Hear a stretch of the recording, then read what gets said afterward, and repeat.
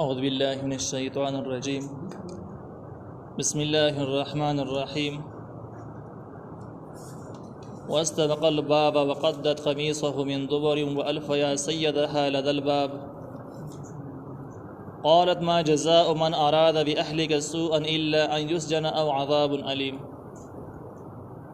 سورة یوسف 25 نمبر آیت تھی. پدې 25 نمبر آیت کې د زلیخی اخرنه تدبیر د یوسف علی السلام د ګیرولو او یوسف علی السلام د دې ګنا نه ځان د بچ کولو لپاره اخرنه کوشش کول او په اخره کې د یوسف علی السلام کامیابی او د زلیخی تهمت لګول په چالاکی سره په یوسف علی السلام او د یوسف علی السلام د لپاره گواه برابرېدل او خبرې کېدل بیان دی. الله تعالی واستبق الباب او دوانو منډ کړي دروازې طرف ته. استباق چې کوم دی واستبقا دا منډې ته ویل کېږي چې دوه کسانو د منډه کې مقابله کوي. نو دې ځای کې د یوسف علیه السلام او زلیخی منډه په دې طریقه باندې وه چې کله یوسف علیه السلام د زلیخی په اخیرني مقصد باندې پوه شو چې اوس د ګناه په ښه اراده کړله، یوسف علیه السلام د هغه ځای نه دروازې ته منډه کړه، په دروازه باندې وته. تاریخونو لیکلي دي چې دغه بنگلې او د قلا چې څومره دروازې وي نو زلیخی ټولې تالا کړې وي چې یوسف علیه السلام ونه تخت او دا په مستندو روایتو سره ثابت ده. یوسف علیه السلام دروازې خېری درې وي چې تالا دي، لیکن شرعي مسله دا ده چې کله ته یو ګناه فتنه کې ګیر شي د خپل وسه پورې به کوشش کې مخکې کامیابېدل نه کامیابېدل هغه ستا د وسې خبره نه ده، لیکن ته به د خپل وسه پورې کوشش کې چې کوم هدف پورې ستا امکان ده او وس لارو. یوسف علیه السلام وس لاره چې دروازې پورې منډه ووایي، دروازه تالا ده جو تالا دي. نو چې کله یوسف علیه السلام دروازې ته منډې کړلې نو زلیخا منډې کړلې او خیال دا و چې د یوسف علیه السلام نه مخکې چې دروازې ته ونه رسېږي کېدای شي یوسف علیه السلام په طریقه باندې دروازه ماته کې کولاویږي. نو یوسف علیه السلام منډه دروازې ته تیښتې لپاره وه او زلیخی منډه د یوسف علیه السلام د ګیرور دپاره و چې مخکې کېده دي. نو یوسف علیه السلام مخکې دا ورپسې ده. کله چې دروازې ته نږدې شو نو روایتو کې دي چې یوسف علیه السلام کله دروازې ته مخامخ شو، دروازې تعالی په خپله باندې ماته شو ودنګېدله او دروازه په خپله باندې کولاوه شو لاس ورړلو نه بغیر. نو بس یوسف علیه السلام په دروازه باندې د وتو کوشش کوو واته چې زلیخی په د شاته نه حمله کړله او کمیس د شاته کمیس له منې راونیوله. یوسف علیه السلام خو شرعي مسله باندې عمل کوي، خپل وس یې کوه بس زور یې کړه او چې کله زور لمن غونډه راوشلې د زلیخی په لاس کې پاتې شو. نو الله تعالی وایي واستبق الباب او دواړو منډه کړې دروازې ته. وقدت او دی خزی وشله او قمیص ته یوسف علیه السلام من دبر د وروسته نه.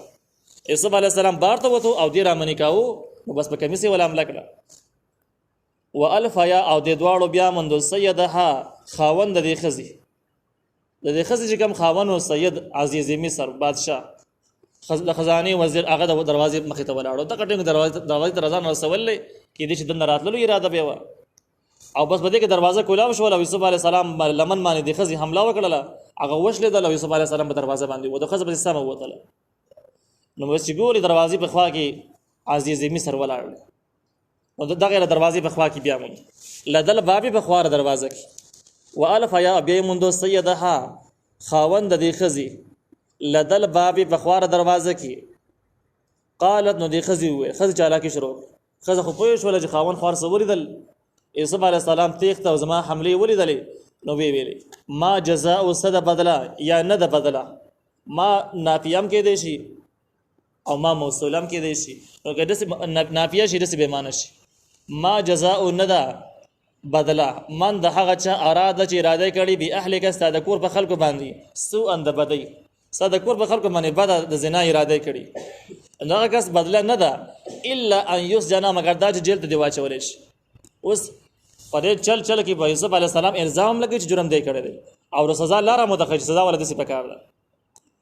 او عذاب عالم یا دې ورکړی شي عذاب دردناک یا دې جیل ته واچولی شي یا دې زبردست ریمانډ ورکړی شي چې دا جرم ومني. نو د ښځې خیال دا و چې جیل ته به یې واچوي ورته سزا به ورته واورولی شي زه به پسې بیا راشم چې څنګه زما خبره دې نه اورېدله جیل دې ځای شي که ځای نه شو اوس زما خبره واوره چې بری دي بیا به خپله خبره ومنم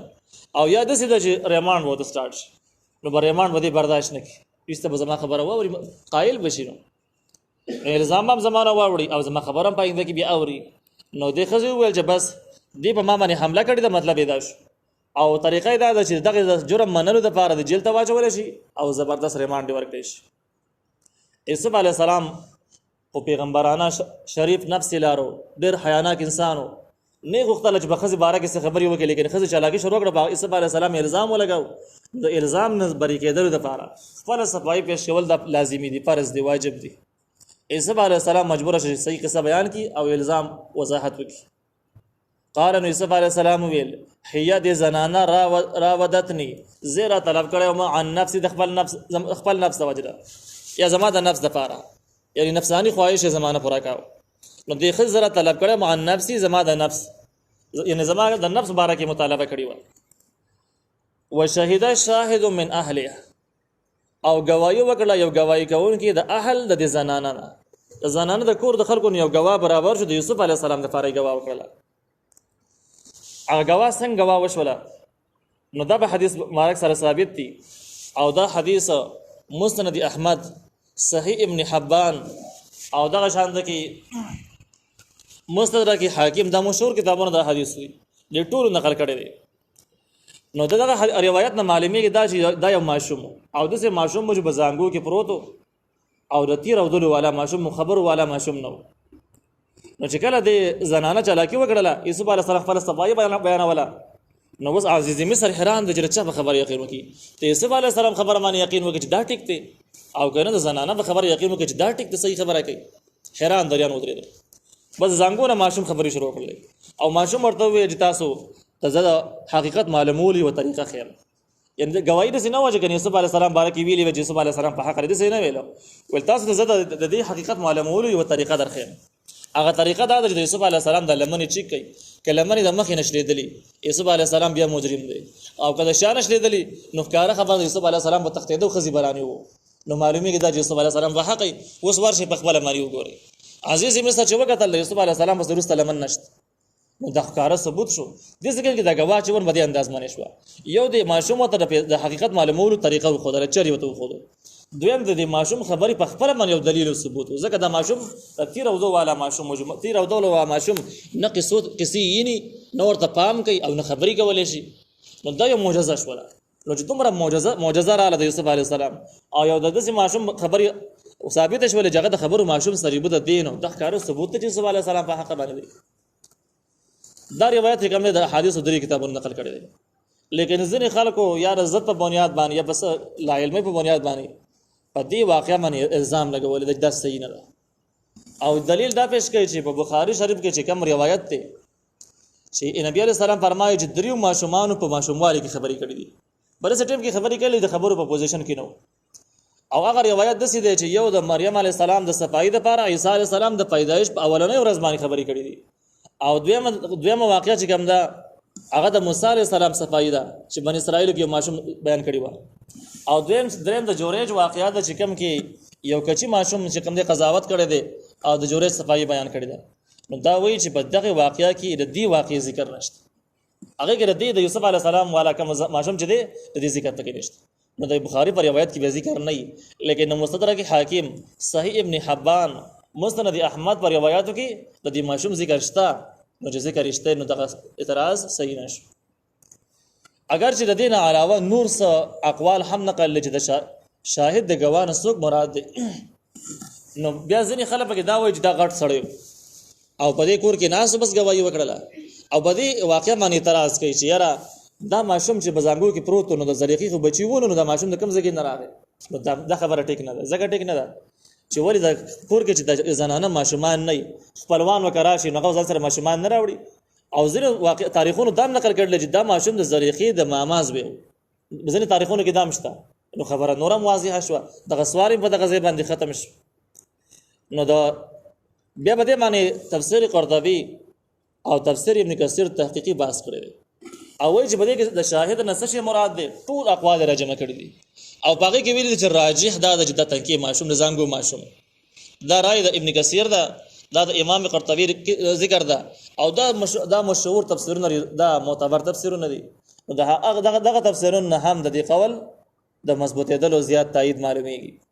اگر چې احسن الکلام والا وایي چې دا ماشوم نه و، دا غټ سړی و، لیکن دا خبره صحیح کېږي نه.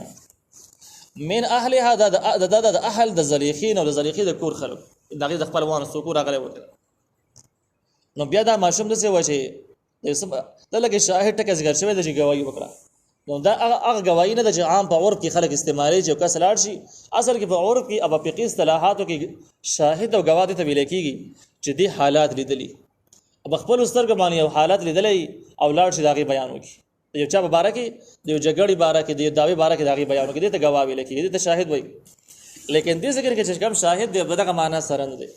ځکه دې کس څه ونه ویل چې مال لیدلې دی او د څه چل شوی دی بلکې دې یو د قضاوت او طریقه خو دله د فیصله او طریقې خو دله نو دا په فقهي او عرفي اصطلاح کې شاهد نه دی بلکې دا په قرآني اصطلاح کې شاهد دی من اهلها د اهل زریخین او ویل ان کان قمیصه کای قمیص د یوسف علی السلام قد من قبل دا شریدلې د مخې طرفنه پس وذاقات نو د خزه برشتونی بده باندې به حمله شوی او هو او دا سړی به من الکاذبین دروغجن نه وي وین کان قمیصه او چرته قمیص د یوسف علی السلام قد من دبر دا شریدلې د ورسته طرفنه فکذبت نو د خزه به دروغجن نه او هو من الصادقین او د یوسف علی السلام به درشتونه نه فلما فسحر کلا رأى چې ولید د عزیز مصر بادشاہ ولید قمیصه قمیص د یوسف علی السلام قد من دوباره چې شتدل د ورسره طرفنه قال نو ویل انه یقینا دا کار دا داوا او الزام من کید کنا د تدبیرونو د خزونه دي ان د خزو چلونه دي ان کید کنا یقینا چلونه د خزو عزویم ډیر لوی دي د خزو تدبیرونو او چلونه ډیر لوی دي یوسف علی السلام د صفای بارکه بادشاہ ته دوه خبرونه اندازه ولګیدا یو ردی تنکی ماشوم د خبرونو ته پته ولګی د څنګه خبري شروع کړي او دوی مداد د ښکارا چې کوم هغه کومه طریقه خودري و د مسالې معلومول لپاره هغه قلم منله یوسف علی السلام په باره کې چې کار بادشاہ وکتل نو ویل چې یوسف علی السلام بیخي پر اشتونه او په صداقت سره دی او دې خزه چل وکړي چې دومره منډه مستي وهله شاتنه او بیا څنګه په طریقه باندې الزامي یوسف علی السلام باندې ولګاو دې ځکه نه باره کې علماء لیکلي دي چې د زنانه بارکه الله تعالی وایي چې ان کیدکن عظیم د شیطان د خزو چلونه ډیر لوی دي تدبیرونه او مکرونه ډیر لوی دي او د شیطان بارکه الله وایي چې ان چې شیطان تدبیر ضعیف کمزور دی وای دین دا معلومیږي چې شیطان په خپله طریقه باندې کار شروع کی نو دا کوم بدین شي تر څو پورې چې په دې لار کې خزي استعمال کړي نه او دا غوی نه پیدا پورته کړي نه لیکن دا خبر وسره هم یا ساتي چې هر شیطان تدبیر د هم مضبوط نه دي خاص شیطانان تجربه لري او دغه شان د خزو بارکه چې هر خزه چلی نه د خاص خزي چې هغه ډېری خطرناک یو چلی خزي عام خزي چې ګنې شریفانی نیکانی صالح خزي می خو چې کله خزي خپل لار پیډو پچا په لار باندې روان شولې نو بیا د دې چلونه او داوی او مکرونه ډېر زیات خطرناک او په ظاهر کې دا یو کمزور مخلوق معلومیږي لیکن چې کړه دا چل شروع کینو بیا لوی لوی جهانونه نسکورول شي او بدلول شي ډېر چلونه کولای شي د دې څنګه تفسیر معرفت القرآن وایي چې ډېر زیات مسائل لدی آیاتونو نه معلوم شو او د دې واقعینا یو دا معلومه شوله چې د یوسف علی السلام بارکه صفای یو تنکي ماشوم بیانای چې کم تیر وي وای د دینه وای دا خبره معلومه شوله چې کله یو انسان ګناه او جرم کوي نو ایس یو انسان دا سوچ نه کوي چې ګنې ز پټه ما سوک نه دا خبره دې سوک نه کوي دا دیوالونه او دا زمکی او دا تنکی ماشومان او دا حیوانات ټول د الله تعالی یو خفیه بیان دي او ټول حالات جمع کوي الله تعالی ته پیش کوي اوس دا تنکی ماشوم د چا فکر هم نه چې واقعیت بده ګوري دا بیني لیکن ټیک ټاک وای وکړه دا شان کې دا مسند احمد کې دي چې سلور زه تنکی ماشومانو د نیکانو صالح خلکو د لپاره صفای بیان کړل دا ښکار دلیل دی چې تنکی ماشوم نه د صفای بیانول توقع نه و لیکن ګویا د الله تعالی یو پټ سپایانو چې کله موقع شو الله تعالی د کار واغست دا شان قیامت کې چې کم دی کله چې انسان د خپل عادت مطابق د خپل جرایمو نه منکر شي نو لاسونه خپې د خپل سرمن دا پیګواوي او دغه نه روسه به اغاز مکه راشي هغه دیوالونه براشي هغه چتونه براشي چې به کوم کې دا ګناه شوی هغه بګواوي انسان بده باندې پوه شي دا هر څو د الله تعالی سپایانو زما د پاره نه زما د پاره ګواونه نو انسان له هر ځای کې د موجودي دا فکر نه کوي زپټم او ګناه کوم ښکارا بنش دا ګناه برخکاره کیږي یو دا مسله معلومه شوه دویم د قضاوت طریقه معلومه شوه چې کله جنگ جګړه او داوی راشي قاضي له پکار د علامات ته هم ګوري او د علاماتو نه هم پیدا پورته کې هغه سره حقیقت معلوم شي دې باره کې ځینې علما یو واقعیا ذکر کړی دا چې په یو زمانہ کې یو قاضي یو نیک انسان هغه ته یو څه مسله رااله د قضاوت چې یو سړی دی او د بل کس سره ملګرتیا ده، د یو کس صادق دی سید سړی دی او بل سخت چلی او چالاک سړی دی. دا سید مسلمان سړی چې کم دی نو دا ډېر مالدار دی او دا بل چې دی د سره دونه مال نشته، نو دا چالاک ولګي د خپل ملګری نه ډېری پیسې قرض واخیستلې، ورته یو جمال 10000 درهم راکه په کار وی خو غټ مقدار پیسې ته واخیست. نو د مسلمان ورته ویل دی صادق سړی چې یاره زه ته ما ملګری می قرض ورکول یو خشه دی دا منه ما، لیکن مسله دا ده چې شریعت د څه وایي چې دې کې به ګواه مقرریږي، په دې کې به لیکل کېږي، دا شرعي مسله ده، نو په دې کې به ګواه ونیسو لیکل به وګو تعالی به پیسې درک. دوی د یو ونې لاندې ناست دي نه چالاکه ورته وایي چې ګوره دا خو ملګرتیا ده، هغه خبرې خلک اله کوي چې کله به یو بل باندې اعتماد نه ته ما باندې اعتماد نشي کولای، هغه ویل نه دا خو شریعت ویل چې ګواه پکې ونیسي، نو ګواه خو پکې نیسو کنه. نو دا ورته وی چې ګوره د کومې ونې لاندې جنازې خدا ګواه شو کنه، انسانانو بلا ګناونه به کېږي سبب کېږي ونې نه خو ګنام نه کېږي. حدیث کې دي چې الفاجر خب لئیم، بد عمل سړی سخت چالاک می او سخت دوکه باز می، نو خې خبرې ورته وکړلې خو سړی له دوکه ورک ول دا ونه ګواش چې کله و زمانہ تیر شو نه کس ورته وی چې ما پیسې راکړه زما په کار دي، دا ورته وی ما په خواډر کړی دي او دې واقع کې دي چې منکر شو چې نه درا کړی ته مال پیسې ورته را کړی نه دي او کته را کړی نو ثبوت او گواه وخایا. هغه ورته ګوره د ونې لاندې مې درکړي تا ویل چې ونه به گواه شي او اوس منکرېږي سله، هغه ورته ویل لاړ شه قاضي ته رپورټ وکړه، شرعي قاضي دې په موږ باندې فیصله وکړي چې څنګه فیصله وکړي ټیک دا خو چری سړی دی. نو بس لاړ قاضي ته ورسېد، قاضي ته چې کله مسله ویوړه هغه ورته وی چې ښه څه مسله ده، یو وی ما پیسې ورکړي 10000 درهم او د ونې لاندې او دا اوس منکر دی. نو قاضي ورته ویل دا راته وایي تاسو سره ګواهان شته؟ هغه ویل یاره دا ویل چې ونه پکې ګواه کوم ګواه کړل. قاضي ورته ویل چې ګوره چې کله ګواه نه دی له قسم ورکو، که قسم یې وخوړ نو دی ګناګار دی او صاحب پیسې لاړي، او که ګواه یې نو به ګواه باندې به عمل کیږي، ګواه پیش کا دی ویل یاره دا ویل چې ونه ګواه ده، نو ویل شو ونه دراوله چې ونه دی ګواه کړل وسه راول سړی ویل ښه په ونه پسې روان شو چې ونه ته بس وینا کوم که راضی هم خاطر که ناراضی هم خاطر خو وینا ورته کوم نو دا سړی په ونه پسې لاړ. او دا بل چې د چری سړی دا ناست چې یو سات وشو د قاضي اندازه لګول چې وس حقیقت څنګه دی، نو د چالاک ته ویل چې یاره اوس پر رسیدلې ستا په خیال باندې، هغه ویل نه ونه ډېر لري ده نه دی رسیدلې. قاضي پوه شو چې دا ښکاره خبره ده چې ونه ګواه کړل دا خبره ټیک ده، که ونه ګواه کړې نه نو څنګه په ماته ویل چې ونه لري در رسیدلې وته نه دی، دا ښکاره خبره ده. دې ته وایي د قاضیانو خیرتیا او داسې د قراینو نه مسله معلومول چې یاره حقیقت څنګه دی. نور دا کم کسان چې لانجې لړاوهي دي دومره چالاک دوی چرونه زده کړي لا صفایانی او بیا چې داسې یو عجیبه غونډه نظام کې واجبه غونډه ملک سړی وخت تېروي مخکې نه خلکو پیسې هم ډکې کړي کار یې کړی. نو بده کې چې کوم د قاضیانو له شرعي قاضیانو له پکار دي چې د قراینو نه د حالاتو نه مسله معلومه کړي. اگر که ظاهر باندې ته ګوري سړی ملامت معلومیږي، لیکن کې دې چې د چالاکی نه یو خیارتیا نه او د بل سړی کې لاړي سړی چرونه کړي. نو تفسیر باندې قرآن وایي چې یو خو بده سی وږي چې قاضي له پکار د چې د قراینو نه معلومات وکړي، نور حالاتو نه معلومات وکړي او چالاکیانو ته خلو ته یوازې ونه کتې شي. نو دا د دویمه مسله معلومه شوه.